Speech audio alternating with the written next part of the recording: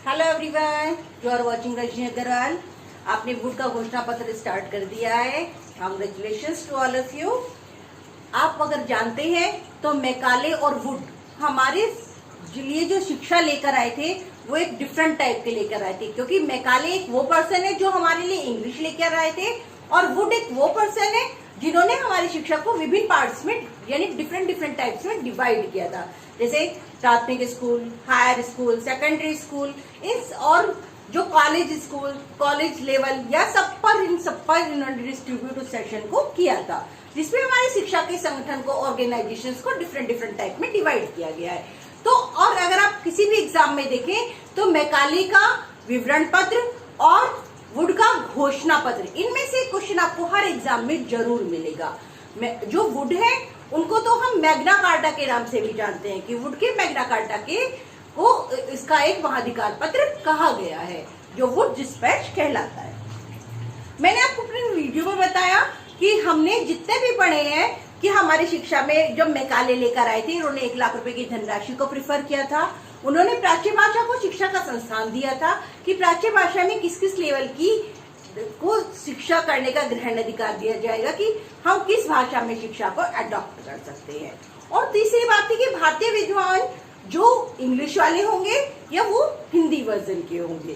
तो इन सब बातों को लेकर हम आगे बढ़ रहे थे। तो जो आपने मेरी मैकाले की वीडियो को इतना पसंद किया उसके लिए for all of you thank you. और सारे जितने भी मेरी अपनी वीडियोस बनाई है डिस्क्रिप्शन बॉक्स में उनके लिंक दे दिए गए हैं, आप वहां पर जाकर सारी वीडियो देख सकते हैं। और फिर भी किसी तरह की कोई भी क्वेरी है तो कमेंट बॉक्स में लिख सकते हैं, मैं टाइम टू टाइम उनके आंसर देती रहूंगी। दूसरी बात, मेरे चैनल को सब्सक्राइब करना बिल्कुल ना भूलें, वीडियो शुरू से लास्ट तक देखें और जो भी क्वेरी हो कमेंट बॉक्स में दे दें।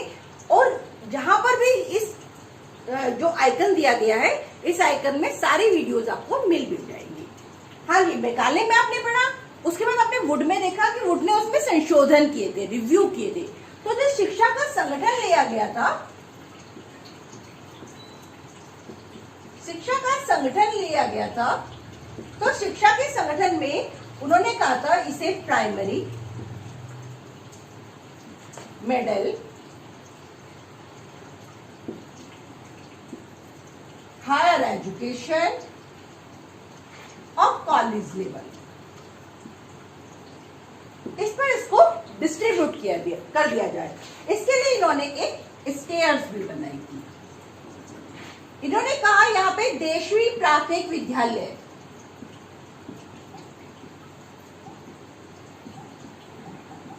देशिक प्राथमिक विद्यालय यानी जिसमें बच्चा स्टार्टिंग से, क्योंकि mother is our first teacher, क्योंकि जो हमारी माता हमारी सिखाती है, जब हम बच्चा जन्म से लेकर अपने घर में जिस व्यवहार में रहता है वो उसकी देशी भाषा कहलाती है।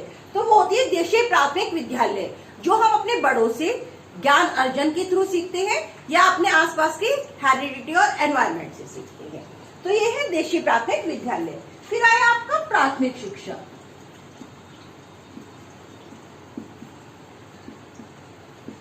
प्राथमिक शिक्षा में यानी आपकी एलिमेंट्री एजुकेशन, और एलिमेंट्री एजुकेशन में हम बिलीव करते हैं कि जब हम बच्चा अपने जिंदगी की सीढ़ी के लिए पहला कदम रखता है, और पहला कदम उसकी फाउंडेशन, उसकी नींव कहलाती है, उस नींव के थ्रू ही हर बच्चा आगे बढ़ता है। जो बच्चे कहते हैं जैसे हमारा बेसिक होगा वैसे ही हमारा हायर होगा। तो बच्चे को जब प्राथमिक विद्यालय यानी जो फाउंडेशन के थ्रू उसको स्ट्रॉन्ग बनाया जाता है, तो उसमें बताया जाता है कि किस तरह से बच्चा आगे बढ़ेगा। कहते हैं पूत के पांव पालने में दिख जाते हैं। तो कई जगह पर अगर देखा जाए तो प्राइमरी एजुकेशन में ही बच्चे को पता लग जाता है। अगर हम इंडिया की बात करें तो हम कहते हैं कि जैसे जैसे बच्चा आगे ग्रो कर रहा है, बढ़ रहा है, तो हम जब बताएंगे। लेकिन जो अगर फॉरेन कंट्रीज में देखें तो उसमें काउंसलिंग के थ्रू कि बच्चा किस चीज को पिक कर आ रहा है, उठाकर लेकर आ रहा है, उसे खुले रूम में छोड़ दिया जाता है और वहां पर उसे कोई चीज, कोई वस्तु, कोई थिंग उठा के लेके आने के लिए कहा जाता है जो उसकी मनपसंद होती है। तो उसी से वो आइडिया लगाते हैं कि बच्चा आगे चलकर क्या बनेगा। तो ये हमारा प्राथमिक विद्यालय जहाँ पर हम अपने जीवन की फाउंडेशन को स्ट्रॉन्ग करते हैं और जो हमारा बेसिक स्कूल्स भी कहलाता है। उसके बाद आता है सेकेंडरी एजुकेशन, यानी आपकी माध्यमिक शिक्षा।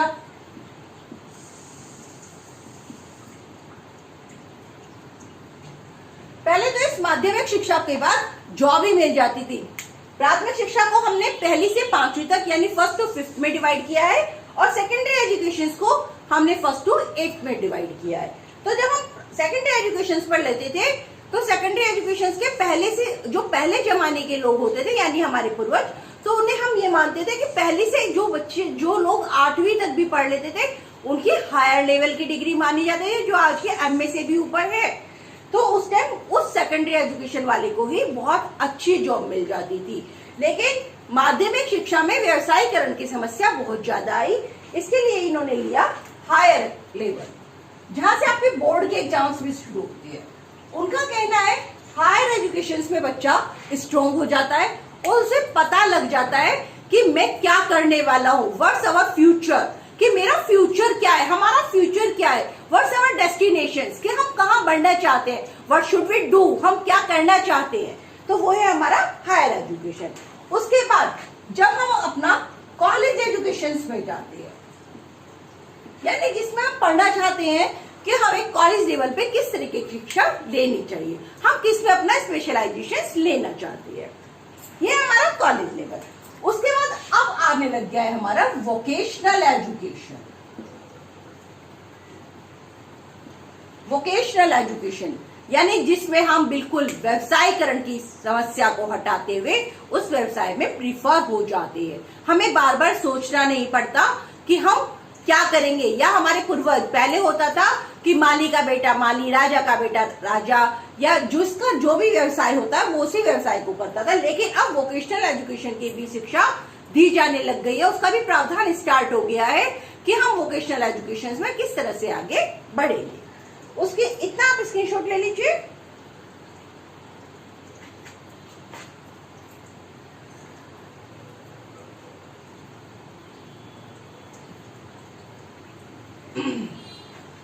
इस सारी शिक्षा की शुरुआत जितनी भी थी वो सारी शिक्षा की शुरुआत मैकाले और वुड ने की थी। अगर मैकाले इंग्लिश नहीं लेकर आते तो हम विज्ञान से परिचित नहीं हो पाते, हम इंग्लिश से परिचित नहीं हो पाते, और अगर हमारे यहाँ वुड नहीं आ पाते तो हम इन शिक्षा को डिस्ट्रीब्यूट नहीं कर पाते। उन्होंने हमें बताया था कि किसी भी बच्चे को इंडिविजुअल हम उसे हायर लेवल पर नहीं पहुंचा सकते और ना ही पढ़ा सकते, इसलिए इन्होंने वुड में एक स्टेयर्स बना दी थी, शिक्षा का विभाज्यकरण कर दिया था, शिक्षा को डिस्ट्रीब्यूट कर दिया था विदाउट डिस्क्रिमिनेशन, कि कोई डिस्क्रिमिनेशन नहीं है, कि आपको अपनी डिस्क्रिमिनेशन शिक्षा को आगे बढ़ाया गया। उसके बाद उन्होंने क्या कहा कि अब जब वुड का घोषणा पत्र आया तो उसमें शिक्षा देने शुरू करी शिक्षक ने, और शिक्षक को सबसे पहले वहां पर मास्टर जी कहकर संबोधित किया गया। मास्टर जी को नाउन की संज्ञा दी गई। अब तो हम सर और मैडम कहते हैं, लेकिन जब पहले हिंदी वर्जन था तो इसलिए वहां पर मास्टर जी कहकर संबोधित किया गया। फिर उसके बाद ये आप जानते हैं, शिक्षक छात्र के बिना अधूरे हैं। अगर आप मुझे मोटिवेशन नहीं देंगे तो मैं पढ़ाऊंगी किसको? अगर मेरी क्लास भरी हुई नहीं होगी तो मुझे मोटिवेशन कहाँ से मिलेगा? इसीलिए जिस तरह खाली पेट में खाने के लिए भूख लगती है तो खाने की जरूरत होती है, अगर एक शिक्षक पढ़ाना चाहता है तो उसे एक स्टूडेंट की नीड होती है। इसीलिए शिक्षक के बिना, शिक्षक छात्र के बिना अधूरा। इन दोनों का इंटरेक्शन एक मजबूत माना गया है, जैसे एक माँ और बच्चे का।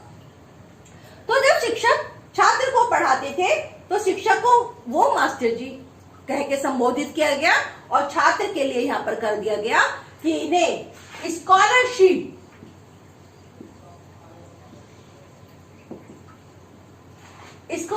दी गई कि अब आपको किसी तरीके का कुछ भी नहीं दिया जाएगा, आपको अपनी कैपेबिलिटी, अपनी पोटेंशियल, अपनी जितने भी आप एबिलिटी रखते हैं, अगर उसके एग्जाम को पास कर लेते हैं या आपके मार्क्स अच्छे आते हैं तो आपको स्कॉलरशिप लग जाएगी, यानी आपको निःशुल्क शिक्षा का प्रावधान मिल जाएगा, क्योंकि शिक्षक और छात्र एक दूसरे के बिना अधूरे।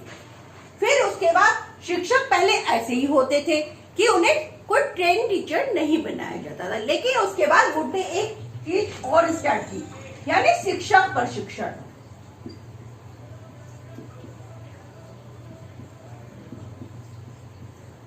टीचर्स ट्रेनिंग, जिसे आप टीचर्स ट्रेनिंग के नाम से जानते हैं। जैसे अब आप लोग बीटीसी कर रहे हैं, बीएलएड कर रहे हैं, एनटीटी कर रहे हैं, या कोई भी हायर एग्जाम्स को पहले बीट कर रहे हैं और फिर उस हायर एग्जाम की ट्रेनिंग ले रहे हैं और उसके बाद ही आप उसमें आगे बढ़ रहे हैं। तो जो शिक्षक प्रशिक्षण दिया जाता था, टीचर्स ट्रेनिंग दी जाती थी, तो उसमें पहले प्रॉपर चीजें सिखाई जाती थी कि अगर आपको छोटे बच्चों को पढ़ाना है तो किस तरीके से पढ़ाना होगा, और थोड़ा प्राइमरी लेवल को पढ़ाना है यानी एलिमेंट्री लेवल को तो किस तरीके से, सेकेंडरी, हायर, उन सबके अलग अलग डिस्ट्रीब्यूशन कर दिए गए और उस तरीके के शिक्षक प्रशिक्षण दे दिए गए। उसके बाद इन्होंने क्या कहा कि शिक्षक प्रशिक्षण भी इन्होंने 2 पार्ट्स में डिवाइड कर दी, हिंदू और मुस्लिम। ये लड़ाई पहले से चली आ रही थी। मैकाले ने भी कहा था कि हिंदुओं को झूठा पैगंबर बता दिया और हिंदुओं को झूठा मास्टर जी और मुसलमानों को झूठा पैगंबर बता दिया। उन्होंने कहा ये गवारू भाषा में है और इन्हें ये झूठे हैं। इसलिए इस लड़ाई को खत्म करने के लिए वुड ने क्या कहा कि हिंदुओं को तो मास्टर जी कह के संबोधित करवा दिया गया, लेकिन जो मुसलमान थे उनके लिए मुस्लिम शिक्षा का भी प्रावधान रख दिया गया। और इनके लिए, क्योंकि मुस्लिम शिक्षा में पर्दा प्रथा होती है, और इसलिए इन्होंने क्या करा कि मकतब और मदरसों के साथ साथ इनकी शिक्षा का भी विशेष ध्यान रखा। और इन्होंने कहा कि जब हिंदुओं को पूरी शिक्षा मिलेगी, इंग्लिश की पूरी शिक्षा मिलेगी, तो आपकी अरबी और फारसी को भी ध्यान दिया जाएगा, उस भाषा में भी आप शिक्षा ग्रहण कर सकते हैं। और हम मुस्लिम शिक्षा की भी शिक्षा के लिए स्कूल अलग से खोल दिए गए। इतना हो गया, आगे चेक कर लीजिए, रब कर दो।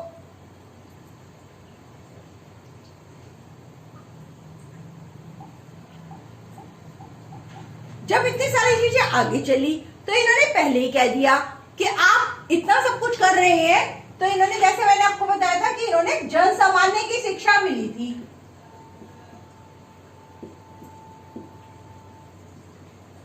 जन सामान्य की शिक्षा, जिसमें मैंने बताया था शिक्षा के संचालक, उप संचालक, निरीक्षक, लिपिक, इन सब की नियुक्ति कर दी गई। तो इसलिए इन्होंने क्या करा कि अब आपको किसी भी तरीके का कोई भेदभाव नहीं किया जाएगा।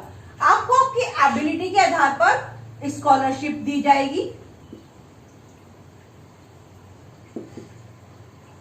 निषेधन सिद्धांत जो फिल्ट्रेशन ने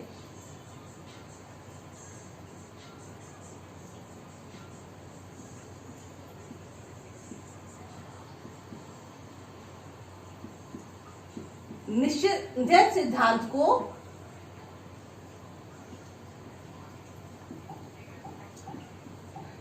अस्वीकृत कर दिया गया। इन्होंने कहा फिल्ट्रेशन थ्योरी की नीड नहीं है कि छनाई के सिद्धांत छन छन कराने की जरूरत नहीं है, सबको एक से इक्वल शिक्षा दी जाए और सभी वर्ग को शिक्षा दी जाए, उसमें कोई भी डिस्क्रिमिनेशन नहीं होना चाहिए। ना शिक्षा जात पात के आधार पर बटी होनी चाहिए, ना छोटे बड़े के आधार पर बटी होनी चाहिए, ना वर्ग के आधार पर बटी होनी चाहिए, सिर्फ कैपेबिलिटी के आधार पर बटी होनी चाहिए। इसलिए इन्होंने निषेधन सिद्धांत को स्वीकृत कर जन सामान्य की शिक्षा का प्रावधान स्टार्ट कर दिया। इसके बाद इन्होंने कहा कि बच्चे का शारीरिक, मानसिक,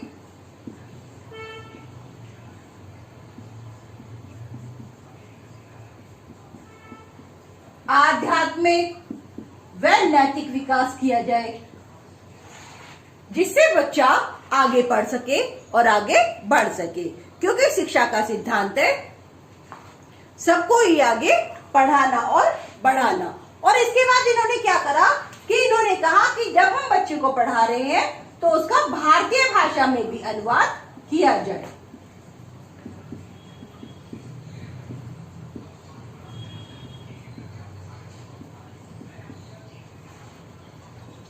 इसके लिए इन्होंने भारतीय भाषा में अनुवाद कराना स्टार्ट कर दिया। जन सामान्य की शिक्षा में इन्होंने स्कॉलरशिप दी, निषेधन सिद्धांत को स्वीकृत कराया, विदाउट डिस्क्रिमिनेशन कराया, बच्चे का शारीरिक, मानसिक, आध्यात्मिक और नैतिक विकास कराया, यानी उसके व्यक्तित्व का विकास, यानी उसकी पर्सनैलिटी डेवलपमेंट। फिर जो भी हम पढ़ रहे हैं उसको भारतीय भाषा में अनुवाद कराया। हिंदू और मुस्लिम शिक्षा के लिए अलग अलग स्कूल कॉलेज खोल दिए गए। स्क्रीनशॉट ले लीजिए।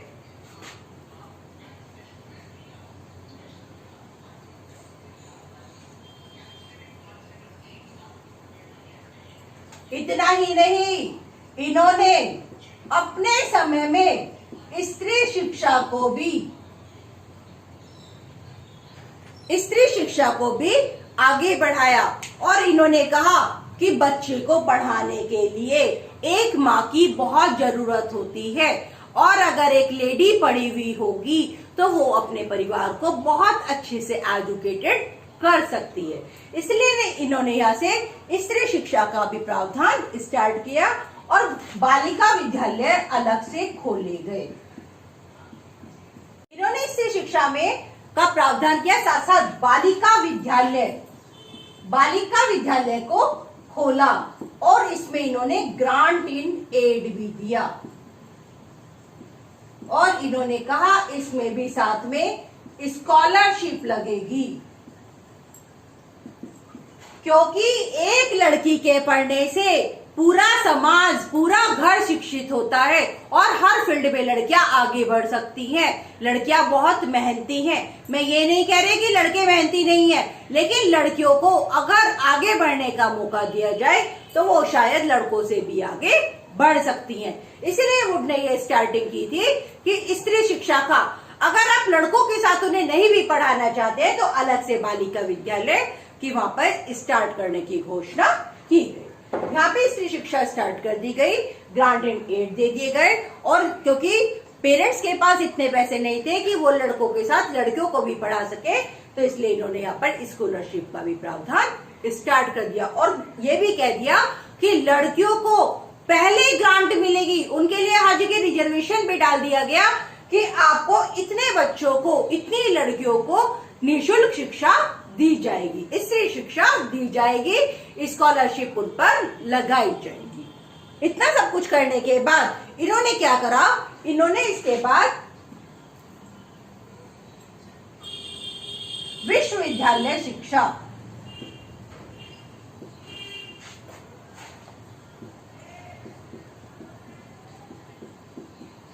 यानी आपकी कॉलेज एजुकेशन, इन्होंने विश्वविद्यालय शिक्षा में ये कहा कि बच्चों को आगे बढ़ने के लिए जब हम शिक्षा में उसे आगे बढ़ा रहे हैं, व्यवसाय शिक्षा को के थ्रू उनको जॉब दी जा रही है, तो इन्होंने व्यवसायिक शिक्षा को उन्होंने कहा कि अब आपको जो भी डिग्री मिलेगी हायर लेवल की वो विश्वविद्यालय से मिलेगी, यानी डिग्री विश्वविद्यालय से मिलेगी।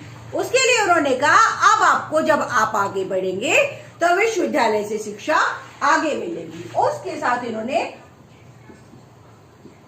संस्कृत, अरबी,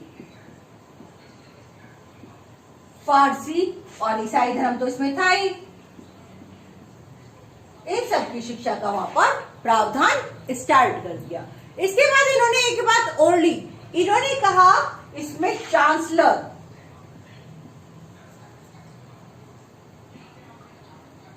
वाइस चांसलर,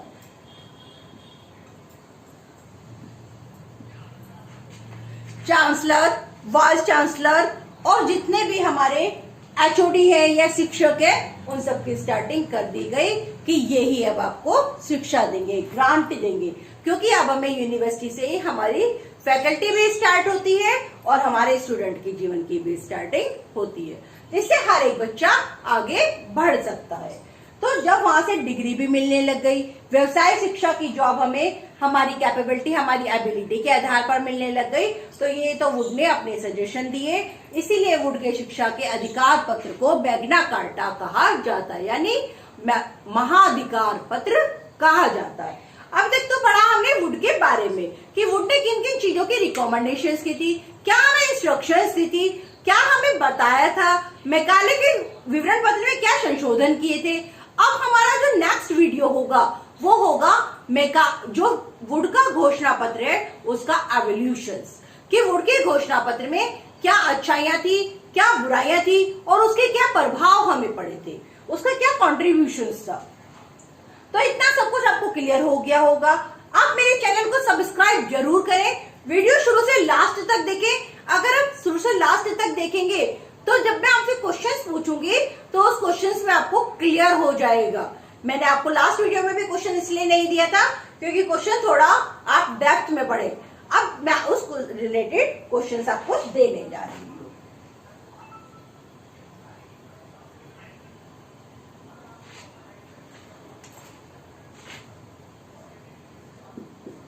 वुड के घोषणा पत्र में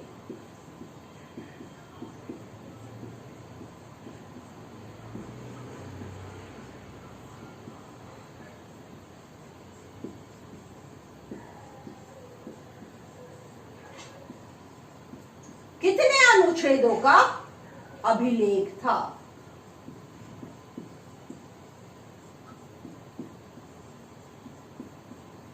क्वेश्चन नंबर 1।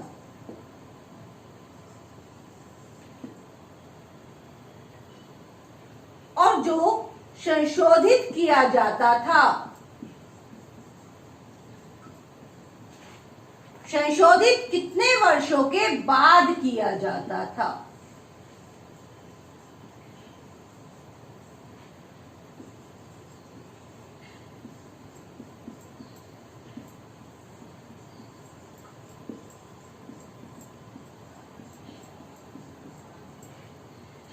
जैसे हमारी सरकार का संशोधन होता है, मैंने आपको बताया था ब्रिटिश की पार्लियामेंट यानी ब्रिटिश सरकार वो कितने वर्षों के बाद संशोधन करती थी, वो चीज आपको बतानी है। वुड के घोषणा पत्र में कितने अनुच्छेदों का अभिलेख था, ये आपको बताना है। आप इस वीडियो को लास्ट तक देखें, सेल्फ एनालिसिस खुद करें, क्योंकि हम किसी दूसरे के लिए आगे नहीं बढ़ते और आगे नहीं बढ़ते, हम सिर्फ अपने लिए और अपने लिए ही आगे बढ़ते हैं। हमारी डिग्री हमारे लिए मूल्यवान है, किसी दूसरे के लिए वो सिर्फ एक कागज का टुकड़ा है। चैनल को सब्सक्राइब जरूर करें जिससे आपको सारी वीडियो टाइम टू टाइम मिलती रहे। यहाँ पे आइकन दिए गए हैं, उस आइकन में आपको सारी वीडियो के लिंक्स भी मिलेंगे, आपको सारी वीडियो देखने को मिल सकती है। फिर भी मैंने आपको सारी वीडियो के लिंक्स अपने डिस्क्रिप्शन बॉक्स में दे दिए हैं। वीडियो में शुरू से लास्ट तक देखने के बाद अगर किसी तरह की कोई भी क्वेरी है तो कमेंट बॉक्स में कमेंट करके पूछ सकते हैं। Now thank you.